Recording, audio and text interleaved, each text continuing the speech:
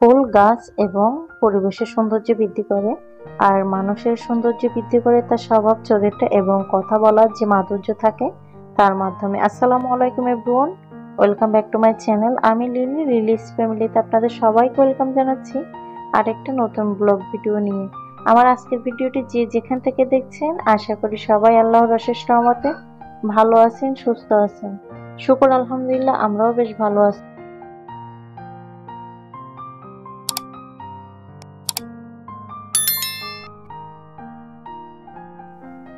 বর্ষাকাল প্রায় শেষের দিকে, তো চারিদিকে হচ্ছে শাকসবজি লাগানোর যে ধুম চলতেছে সেটাই শেয়ার করলাম আপনাদের সাথে।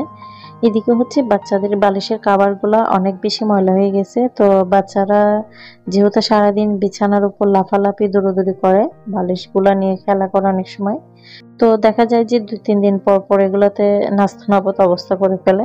তো সেই জন্য হচ্ছে আজকে বালিশের কাভারগুলো একটু ধুয়ে দিব। তো টানা ছিল ২-৩ দিন বৃষ্টি, তখন হচ্ছে ধোয়ার জন্য চেষ্টা করছিলাম, বাট পারি নাই, শুকাবে না। তো সেই জন্য হচ্ছে এই বালিশের কভার আজকে যেহেতু বাইরে বেশ উজ্জ্বল রোদ আছে, ধুয়ে দিব চিন্তা করে সবগুলো বালিশের কভার হচ্ছে খুলে নিলাম। এরপর হচ্ছে এই যে বালিশের কভারগুলো খুলে নিছি, এগুলা ভিজা দিব। তো এখানে হচ্ছে বালিশের কভারের সাথে আপনাদের ভাইয়ারও একটা কাপড় আছে বা মেয়েরও 2টা কাপড় আছে।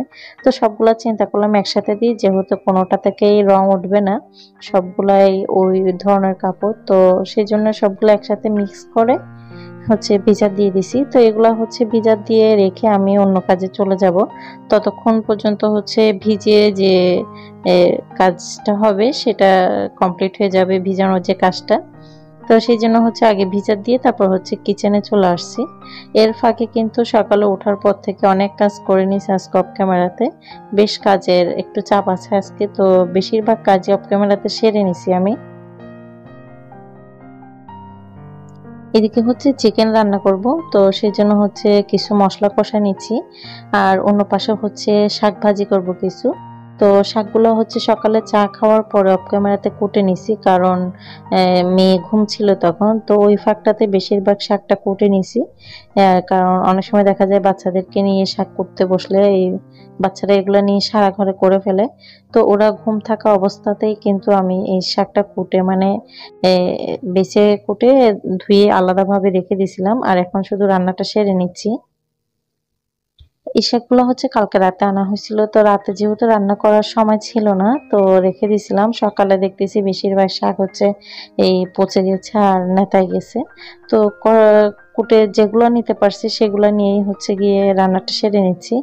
আর এদিকে হচ্ছে গিয়ে এই বালিশের কাভার অন্যান্য কাজ করার সময় মানে করার আগে আমি হচ্ছে চিকেনগুলো বের করে তারপর ভিজা দিয়ে গেছিলাম। তো চিকেনগুলো হচ্ছে আজকে মেরিনেট করে রাখার সময় হয় নাই, তো একটু কাজের চাপ ছিল। তো সেই জন্য হচ্ছে আজকে মিনিট ছাড়াই হচ্ছে ভুনা করে নিচ্ছি আমি। আমি সবসময় কিন্তু এই যে বাসায় হলুদ কিনে ধুয়ে তারপর হচ্ছে চূড়ায় এসে হলুদ ইউজ করি। তো হলুদ শেষ হয়ে গেছে, আর হলুদ চূড়ানোর যে প্রক্রিয়াটা, এটা বেশিরভাগ সময় আমি আমাদের বাড়ি থেকে হলুদ কিনে তারপরে শুকায় আমার আম্মা পাঠায়। তো সেই হলুদগুলো চূড়ায় এখানে আনার পরে হলুদ মরিচ দুইটাই কিন্তু আমার আম্মা ধুয়ে শুকায় তারপরে প্যাকেট করে বাড়ি থেকে নিয়ে আসে আমার জন্য। তো এবার হচ্ছে গিয়ে আর আনা হয় নাই, তাড়াহুড়ো করে আম্মা চলে আসছিল। তো সেই জন্য হলুদও শেষ হয়ে গেছে, আর এই বাইরে থেকে হলুদ কিনে আনছে। তো এই যে বাইরের হলুদ আমি যেহেতু ইউজ করি না, তো আজকে প্রথম ইউজ করতেছি। তো এই যে হলুদের পরিমাণটা বা আমার যতটুকু মনে হয়েছে যে হলুদটা এতটা পিওর না, মানে হলুদের মধ্যে রং থাকতে পারে সম্ভবত, আমার যেটা ধারণা আর কি।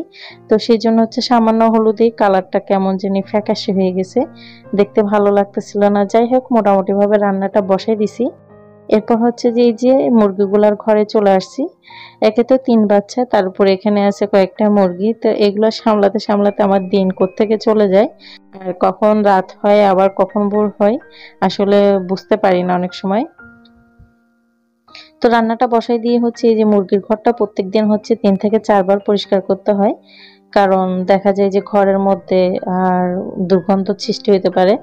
তো এগুলা হচ্ছে শখ করে রাখা। আমি কিন্তু অনেক আগে এগুলাকে জবাই করে ফেলতে চাইছিলাম, মানে খাওয়ার উদ্দেশ্যে। তো আপনাদের ভাইয়া হচ্ছে মানা করতেছে, বলতেছে আরো কিছুদিন থাক। তো সেই জন্য হচ্ছে ঘুরাই ঘুরাই রাখা হচ্ছে। তো এই যে ঘরটা পরিষ্কার করে দিচ্ছি, এই দেখা যাবে কিছুক্ষণ পরে আবারও কিন্তু এরকম নোংরা হয়ে যাবে। তো ৩-৪ বার এগুলা ডেইলি পরিষ্কার করতে হয়। আর একটা হচ্ছে গিয়ে দেখা যায় যে ওই যে মালসাতে ধান দিয়ে রাখি, অনেক সময় দেখা যায় এর মধ্যে মালসার ধানগুলা ফেলে তারপরে ছড়াই ছিটাই নাস্তানাবদ করে রাখে, তখন এসে আবার তো পরিষ্কার করতে তেমন একটা ঝামেলা হয় না, কারণ এই প্রতিদিন ৩-৪ বার করে এই পানিটা স্প্রে করে মেরে দিলেই হচ্ছে পরিষ্কার হয়ে যায়। তো সেই জন্য এত বেশি ঝামেলা হয় না। এই যে দেখেন এক একজনে কোন অট্টালিকার উপর উঠে বসে রয়েছে। তো এরা হচ্ছে সারাদিন এই বেসিনের উপর বা উপরে উপরে যে স্ট্যান্ডগুলো থাকে এগুলোর উপরে বসে তার থাকে। তো সেই জন্য তেমন একটা অসুবিধা হয় না, মোটামুটি ভাবে কেটে যাচ্ছে। মুরগির ঘর পরিষ্কার করা শেষ করে এসে হচ্ছে বাচ্চাদের নখ কেটে দিচ্ছিলাম। তো নখ হচ্ছে সপ্তাহে প্রতি বৃহস্পতিবারই কাটি, তো আজকে হচ্ছে গিয়ে কেটে দিচ্ছি, কারণ এই মেয়েটার নখ একটু ধারালো হয়েছে। আর দেখা যায় যে ভাই বোনে খেলতে গিয়ে বেশিরভাগ সময় নখের আঁচড় লাগাই ফেলে মুখে নাকে, তো ছিঁড়ে যায়। তো বাচ্চাদের নখ একটু পাতলা টাইপের, তো তো দেখা যায় যে অল্প একটু লাগলেই কিন্তু ছিঁড়ে যায়। তো সেই জন্য হচ্ছে একটু ঘন ঘন কেটে দেওয়ার চেষ্টা করতেছি এখন, যেহেতু মেয়েও একটু বড় হচ্ছে, ছেলেরাও দুষ্টুমি করতেছে বোনের সাথে, সেই জন্য। তো যাই হোক, নখগুলা কেটে তারপর অন্য কাজে চলে আসলাম। এই যে বালিশের কাভারগুলো ভিজে দিয়ে অন্যান্য কাজ করে নিছি, এখন হচ্ছে একটু সাবান ডলে দিয়ে তারপর হচ্ছে এগুলো ধুয়ে নিব, কারণ বাচ্চাদের কাভারে এমনিতে একটু ময়লাটা বেশি হয়। তো সাবানটা দিলে আর যে ময়লাটা থাকে একটু ব্রাশ করে নিলে হচ্ছে গিয়ে খুব সহজে পরিষ্কার হয়ে যাবে। আর এগুলো হচ্ছে ওই ধরনের কাপড় ইউজ করি আমি বালিশের কাভারের জন্য, মানে এক ধরনের, মানে একদম পিছলাও না আর একদম সুতিও না, এক ধরনের কাপড়গুলো। তো এগুলো ইউজ করলে মোটামুটি আমার জন্য সুবিধা হয় যে ওই যে একটা দাগ বসে যায় না কাপড়ে, সুতি কাপড়ে বা অন্যান্য কাপড়ে, তো এই বালিশের কাভারগুলোতে কিন্তু ওই ধরনের দাগ বসে না এই কাপড়টাতে। তো এদিকে আমি ইউজ করে একটু সুবিধা ভোগ করতে পারি, সেই জন্য হচ্ছে এগুলো রেগুলার ইউজ করি। সুতি কাপড় আর দিলে দেখা যায় কিছুদিন পরে রংটা ফ্যাকাশে হয়ে যায় বাচ্চাদের বারবার ধোয়ার কারণে। তো সেই জন্য হচ্ছে এখন সুতি কাপড়টা মোটামুটি অ্যাভয়েড করি। তা এটা গরমও লাগে না, তো মোটামুটি ঠিক আছে বলা যায়। সকাল থেকে সন্ধ্যা কিন্তু যে কোনো মায়ের একটা ব্যস্ততম সময় কাটে বা একটা ব্যস্ততম দিন যায়। তো আমরা মারা যারা বাসায় থাকি সারাদিন কর্মব্যস্ত সময় পার করার পরে হচ্ছে দিন শেষে দেখা যায় শূন্য। তো ফলাফল যাই হোক মেনে নিতে হবে আমাদের জন্য।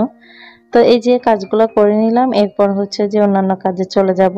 আমি আমার প্রতিদিনের ভিডিওতে আমার রান্নাবান্না এবং দৈনন্দিন যে কাজগুলো থাকে সেগুলোই আপনাদের সাথে শেয়ার করার চেষ্টা করি। আশা করি আপনাদের কাছে ভালো লাগবে।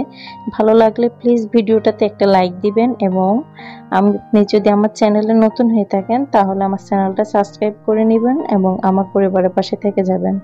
আপনি যদি অলরেডি এই কাজটা করে দিয়ে থাকেন আপনাকে জানাই অসংখ্য ধন্যবাদ।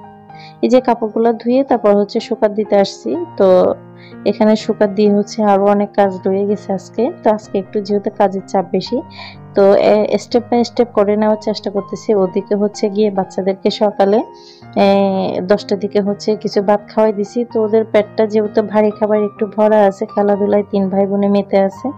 তো এইদিকে হচ্ছে আমি আমার কাজগুলো অনায়াসে করে নিতে পারছি। তো এই যে গত ভিডিওতে দেখাইছিলাম মালি প্ল্যান্টের গাছগুলো, তো একটা আপু বলছিল সার দেওয়ার জন্য। কি বলবো আপু, আসলে আমার ভিডিওটা দেখবে কিনা জানি না, এর আগে একবার সার দিয়ে আমি হচ্ছে আমার পুরো গাছগুলো মেরে ফেলছিলাম। মানে অতিরিক্ত হয়েছে কিনা বলতে পারবো না, তবে আমি দিছিলামই কম করে, তারপরেও কেন জানি গাছগুলো একদম ইয়া হয়ে গেছিল। তো টপের মাটিতে আসলে কোন ধরনের সার দিলে ভালো হবে বা কোন ধরনের সার ইউজ করলে উপকার হবে সেটা আসলে আমার জানা নাই। তারপরে যদি কারো জানা থাকে নিশ্চয়ই কমেন্টে জানাবেন, সেভাবে ইউজ করার চেষ্টা করব। এদিকে হচ্ছে বালতিতে কিছু পানি নিয়ে নিছি আর তার মধ্যে হচ্ছে কিছুটা ডেটল দিয়ে দিছি। প্রত্যেকদিন হচ্ছে ডেটলের পানি দিয়ে ঘর মুছি, তারপরেও দেখা যায় যে রোগ জীবাণুর কোনো শেষ নাই, যেটা বলে শেষ করা যাবে না। যেহেতু ছোট বাচ্চা আছে তারপরে চেষ্টা করি মোটামুটি মুছে একটু পরিষ্কার করে রাখার। তো আমি হচ্ছে একদিন পর পর একদিন ডেটল পানি দিয়ে মুছি আর একদিন হচ্ছে গিয়ে এমনি নর্মাল পানি দিয়ে মুছি, কারণ দেখা যায় ডেটল পানিটা হচ্ছে একটু পিছলা পিছলা থাকে। তো পরের দিন যদি যখন সাদা পানি দিয়ে মুছি তখন হচ্ছে ওই পিছলাটা কেটে যায়। সেজন্য হচ্ছে একদিন ডেটল পানি এবং একদিন সাদা পানি দিয়ে পুরো ঘরটা প্রত্যেকদিন মোছার চেষ্টা করি। এই যে ঘর মুছে নিলাম, তারপর হচ্ছে বাচ্চাদেরকে গোসল করাই দিছি। তো গোসল করানোর পরে হচ্ছে এই বাচ্চারা নিজেরা একটু করতে চায়, তো আমিও করতে দিই, কারণ এতে করে ওরাও শিখেও যাক যে কিভাবে গোসল করতে হয় বা নিজে কিভাবে গোসল করবে। তো আমি হচ্ছে সাবান টাবান দিয়ে গোসলটা সেরে দিছি, তারপর হচ্ছে নিজেরা একটু পানি নিয়ে জাস্ট গোসল করার যে অভ্যাসটা বা যে প্রক্রিয়াটা সেটাই করতেছে বা সেটাই শেখানোর চেষ্টা করতেছি। গোসল তো এটা হচ্ছে ওদের নামমাত্র, তো এইটা যেটা করে লাস্টে সেটা হচ্ছে কি দুষ্টুমি। তো যাই হোক, ছোটবেলায় দুষ্টুমি তো করবে, এটাই স্বাভাবিক। তো এই যে একজন করে বের করতেছি আর একজন করে মুছে তারপর হচ্ছে কাপড় চোপড় পরাই দিব। তো আজকের ভিডিওটি এখানেই শেষ করব। সবাই ভালো থাকবেন, সুস্থ থাকবেন।